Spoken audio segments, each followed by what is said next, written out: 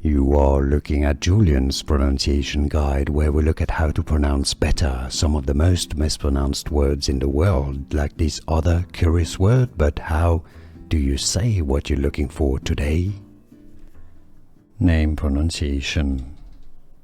In English, ahem, ahem. Stress on the second syllable. Name pronunciation.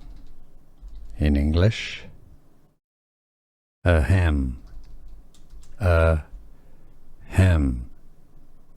Stress on the second syllable. Name pronunciation. In English, ahem, ahem. Stress on the second syllable.